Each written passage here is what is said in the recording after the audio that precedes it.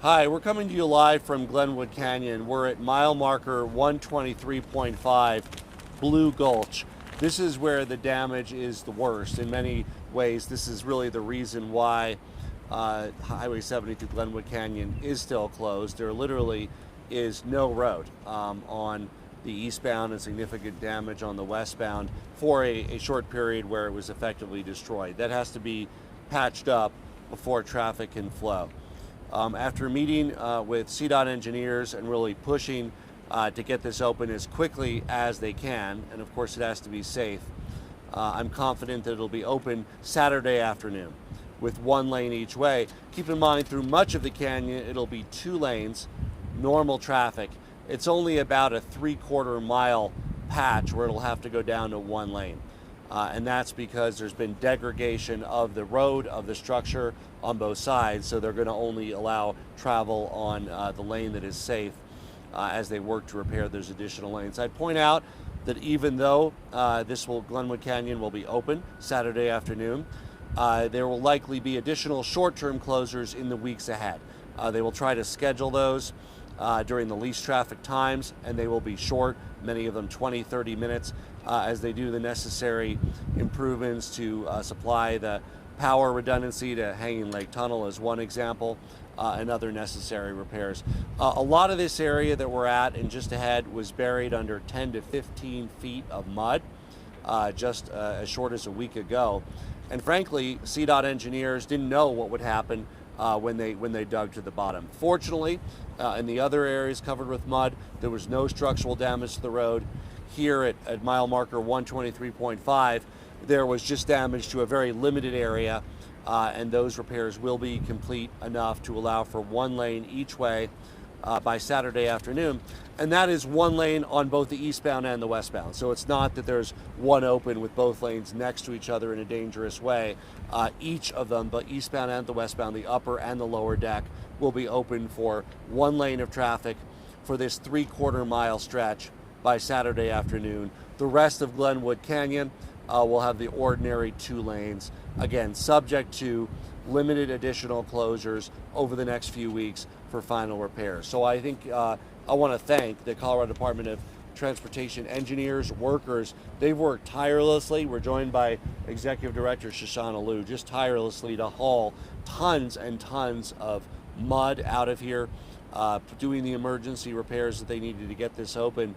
We really recognize the importance of this corridor for Colorado, for Coloradans, for Glenwood Springs residents, but also for the entire country in terms of an important freight corridor for trucks. And that's an additional reason why we put the federal emergency declaration in. The federal government's already released 11 million, about 10% of the total request.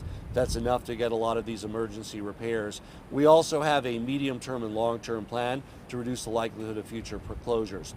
I also want to point out, we are at this point still extremely susceptible to additional rainfall and flooding.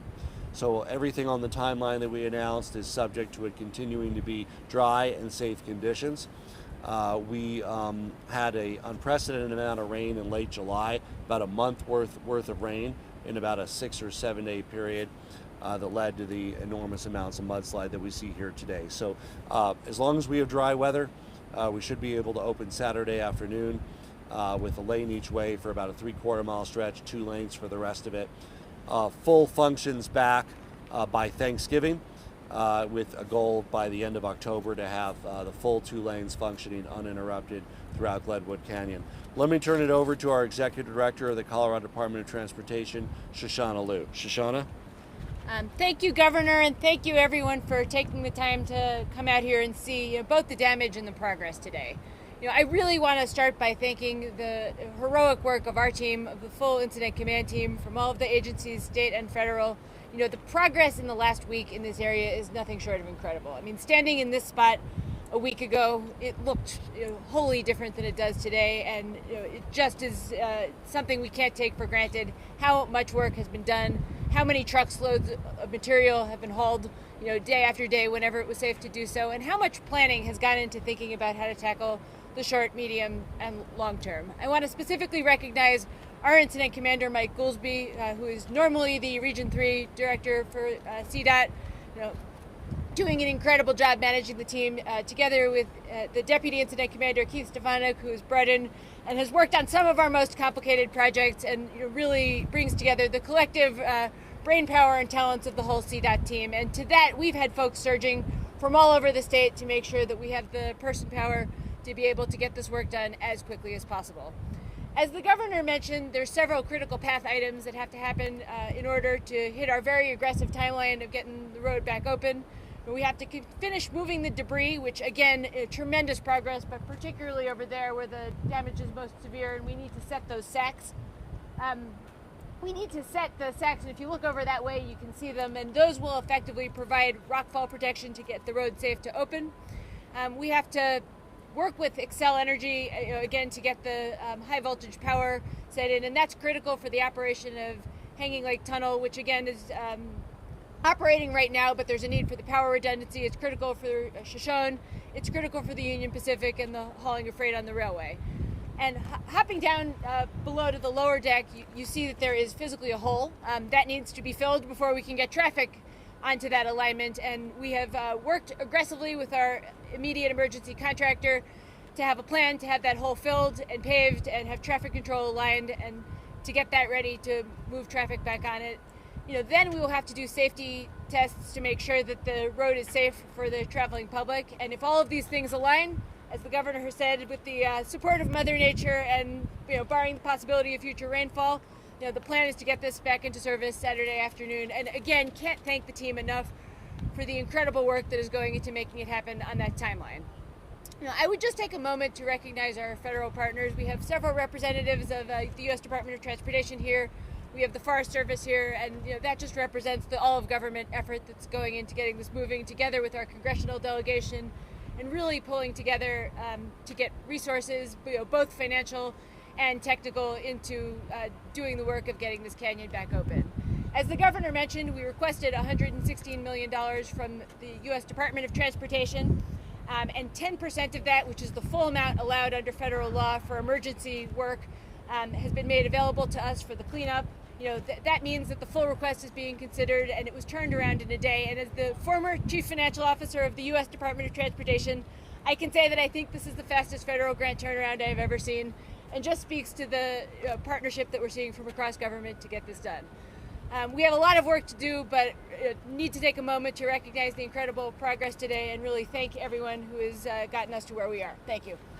Thank you. We'll open it up in just a moment. So when this was covered by about 10-12 feet of mud, we didn't know the exact extent of the damage. As the mud has nearly all been cleared, we find that the major damage is about a 15-foot pothole. You might call it a pothole from hell. No road for about 15 feet. That needs to be fixed by Saturday. On the upper level, some degradation, some safety improvements that will need to be made. We are in many ways fortunate that the structural damage wasn't worse. There could easily have been additional holes, larger gaps that would have required additional days and weeks to repair. So we're confident that that can be patched up and one lane each can be in place, weather permitting, by Saturday afternoon. We're happy to take questions.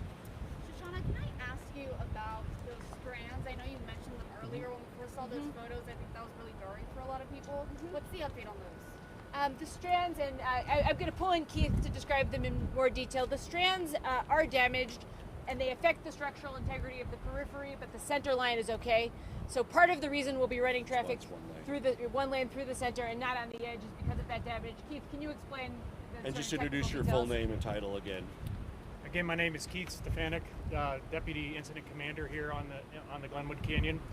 So those structural strands that you talked about, what those are for is to hold basically the cantilever, the shoulder of westbound I-70 intact. So we will be opening traffic in one lane to the north side away from that cantilever. So we are very comfortable that the safety is complete. The structural integrity is there to open that one lane of traffic. Was the use of the super sacks, was that considered before the recent mud flows, and would that have had any mitigating effect if those had been in place at that time? Those were not considered. That was part of the major event that occurred on July 30th and 31st. We're not absolutely confident that will stop the material flows. What those are mainly for is when traffic is reopened here, if we do get some rockfall that comes from the events that has already occurred, that will absorb that impact before it hits down on the westbound lane. So it's really to prevent some random rock falling from occurring. If an event occurs, we really have to watch that. I am not sure that those rock sacks will hold back that event. Governor, as we were I was just going to kind of stress that what those are doing is making up for what the road would normally do if it weren't damaged. It's not that they're preventing something, coming from up top. It's just to provide a layer of protection for the traveling public as we open it up in an interim configuration. Governor, as we were driving in, I sort of had a couple holy crap moments myself just seeing it all. I wonder what it felt like to you to see all this for the first time. Yeah. First of all, looks a lot better and a lot cleaner. I reviewed the aerial drone photography and the surveying from just a week and a half ago, where you had literally areas where we were standing covered by 10 to 15 feet of mud. Good news is mud's cleared. Good news is the road is intact in most places. Bad news is there are some structural damage in a few areas, and that's going to take a few more days to have a workaround to get open by Saturday afternoon, and of course full repairs over the next couple months. But what did it feel like to see it? Well, first of all, it's good to see it cleared. It's good to see it cleared. It's good to see the road back. It's also just impressive to give you a sense of the power of Mother Nature, to see the areas where the mudslides came down, to see the chutes here in Blue Gulch, to see the way the river was rerouted, the bike lane destroyed. Just the power of Mother Nature is overwhelming. We had an enormous amount of rain over a short period of time, coupled with an enormous burn scar from the Grizzly Creek fire. And very little vegetation to hold it back. So those two things combined kind of give you a renewed sense of just the overwhelming power of Mother Nature. Have you reflected all on the work it'll take to keep this open in the long term? If we know things like this are more likely with climate change? Yeah, I mean, with the changing climate, we're facing more extreme weather conditions, and we're experiencing now the air quality from the California fires. We had 3 of our largest fires in the history of Colorado last year. A lot of what we're seeing today was amplified by the Grizzly Creek fire scar. Much of it, there was an event anyway because of the enormous amounts of rain, more than the ground could hold, but it was amplified by the burn scar. So we have to be ready for more and different conditions, and that includes at the same time, both drought and flood, fire and flood. And we need to build back with kind of the resiliency to withstand that. So already the discussions are underway. I talked to representatives of the U.S. Forest Service here today about how we can approach rapid revegetation, other structural techniques that we can use to try to prevent the likelihood of these kinds of events as the weather becomes more erratic.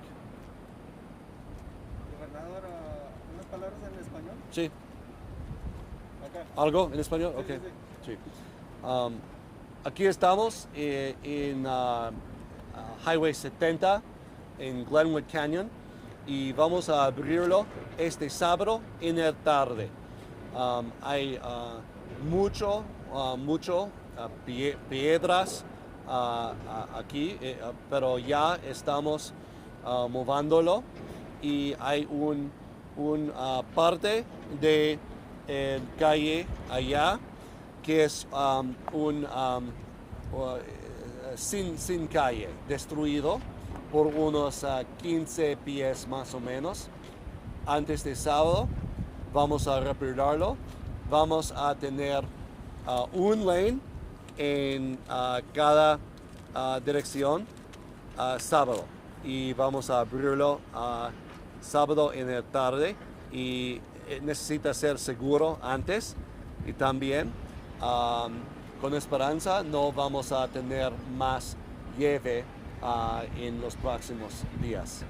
Y este cierre, ¿cómo ha afectado, pues, a nivel nacional, cómo ha afectado este cierre, el comercio? Sí. Este calle es muy importante para el movimiento de productos en todo el país. Y hay algunos otros vías, pero 70 es el más seguro, el más rápido, y es muy importante abrirlo que pronto que puede, y este sábado vamos a abrirlo. ¿Y el dinero que ayer recibieron, cómo se va a usar el dinero? Recibimos dinero federal lo pronto que siempre. En solamente algunos días recibimos 11 millones de dólares y es el parte de nuestra propuesta que necesitamos ahora mismo. Y el último parte del repuesto, unos 100 millones de dólares, vamos a recibir en las prontas semanas y meses. Gracias. Any other questions? Just, was not clear. Is this going to be temporarily fixed, filled in and fixed, and then later Yes. goes up and permanently Yes, fixed? we're doing a temporary fix to fill in the hole and Get people surf moving. and pave over it so that we can get people moving one lane in each direction. There's going to have to be a longer-term structural fix over the next few months on both the upper deck and the lower deck, and we're working in real time on the emergency procurement process to bring on a contractor to do that as quickly as possible. So much of Glenwood Canyon will have normal 2-lane traffic flow, but for about a 3/4 mile stretch here around mile marker 123.5, it'll go down to 1 lane for the foreseeable future until the permanent improvements can be made. And the governor has been very clear with us that he wants it open buyer before Thanksgiving, and in selecting the contractor, that is something that is going to be very, very clear as our expectation. Now, with that 1 lane in each way, is that something that semi trucks are still going to be able to Yes. use? Yes. Fully accessible for all regular traffic Yes. purposes. And- And that'll only be about a 3/4 mile stretch. So it'll be very close to full function, Yeah. quite frankly. Yeah. It's just a 3/4 mile stretch. And then we'll be dealing with temporary closures for the more important work scheduled around least busy hours and with notice, and that'll all be done as well. I asked about the alternate route issue that's Yes. been being discussed. I mean, it seems like even within a few weeks, CDOT has come more on board with that than you had been, and you're asking for significant money. But at the meeting yesterday, it seems like there's a real question whether there's going to be local support for a truck route over like Cottonwood. And just what you're thinking on where that all stands. The conversation about Cottonwood Pass is not new. It was one of the alternatives that was discussed in the original environmental impact statement when they chose to upgrade the interstate through Glenwood Canyon. It's been iterated upon multiple times, not always with local support. And the reason it hasn't happened wasn't that nobody thought of it. It's that there's been substantial difference of opinion about whether it's a good idea. Real concerns about the impacts to the communities whom the more significant road would traverse, particularly in Eagle County. I think given what's happened in the last few weeks, and there's kind of collective recognition that damage like this creates risks that have a long tail, I think everyone's more open to a conversation about it. And the reason we put it in the federal request at the outset is to put a stake in the ground that this is something where if we decide to do it, we're going to need support from the feds to pay for it. And it's easier to make that point at the beginning of a process than later on. That said, all of the planning must be tightly coordinated with the 2 counties who have jurisdiction over that road. And we're not going to get ahead of them in terms of talking about what it looks like. We've initiated those conversations with the counties. There was a meeting between CDOT and the 2 counties yesterday that will be one of many, but it's going to be a hard conversation. And you heard from Eagle County, they have big concerns about having trucks go over that route. So how you create the redundancy to work in an emergency that you might need while also dealing with the reasons why it hasn't happened before that are very real is something we're going to have to work through in rapid fire. While we also talk about what it would take to actually build it. And the dollar figure in the emergency request was a placeholder number for both the study and making the upgrades themselves. It's not a final number, it will be refined, and it was just to sort of start the conversation, but that conversation is happening quickly. The state position has been, prior to this, is and will be, we want more resiliency, more alternatives, more reliability.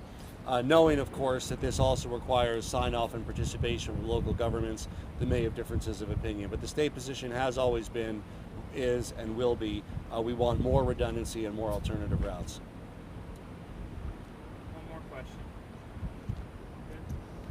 Shoshana, you mentioned in the legislative committee meeting last week that there were some rather large boulders that are kind of hanging in various spots over the canyon. Is that more of a long-term mitigation, or when do you anticipate some of that work might be done? Well, the rocks that we were concerned about falling into the roadway, there's been extensive rock mitigation at the place where the slide was, and if you look over there, the excavators that you see are working to remove the rocks that we think are a risk of immediate rockfall into the road. Look, there is continued rockfall risk in this canyon. I mean, looking around us, That's not something that's going to change. And part of the reason we have a standard operating procedure where we close when there's a warning relative to flood risk is because if it happens, we don't want there to be people in the road when it happens. So, I think part of it is mitigation, but part of it is just recognizing that we're dealing with a very fragile area for the same reasons it's spectacular. It also has rockfall risk, and being able to work with those parameters and take the safety precautions is the balance that we've always had to strike in operating this road. Thank you all, everybody. So, Governor.